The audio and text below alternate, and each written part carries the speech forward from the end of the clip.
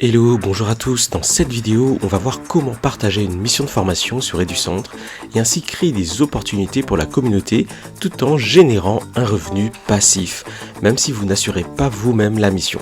Oui, chez nous, la bienveillance est aussi valorisée. Alors, c'est parti.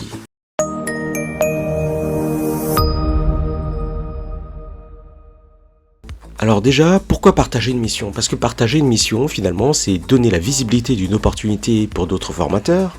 C'est aussi permettre à un membre de la communauté d'assurer la mission. Et c'est surtout aussi être rémunéré passivement grâce au système de répartition solidaire qui est mis en place par EduCentre. Et c'est ce qu'on appelle du coup la chaîne de bienveillance. J'ai fait une super vidéo aussi par rapport à la chaîne de bienveillance. Dans la description, n'hésite surtout pas à aller le voir.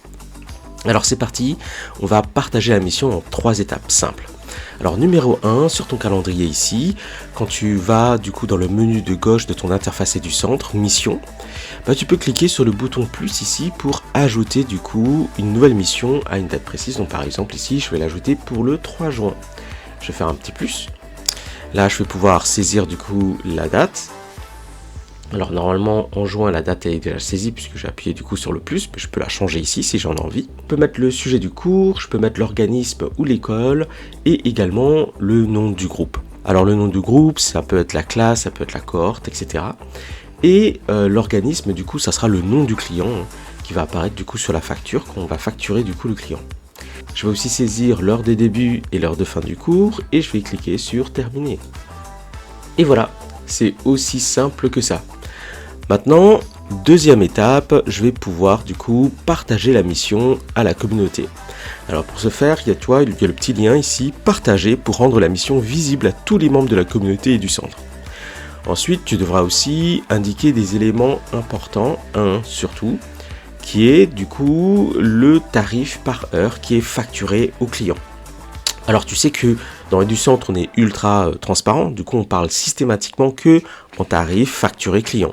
Donc c'est le budget total qui sera facturé à l'organisme de formation et qui sera réparti du coup à tous ceux qui participent du coup à la chaîne de bienveillance, c'est-à-dire toi qui partages du coup ta mission et le formateur qui va du coup assurer également la mission.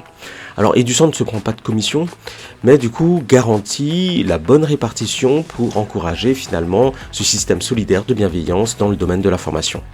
Voilà, ensuite tu pourras juste valider et ta mission sera partagée. Donc supposons que c'est par exemple 40 € de l'heure. Tu as du coup une simulation sur combien en fait va se porter le montant passif. Et là tu pourras cliquer sur suivant et partager la mission.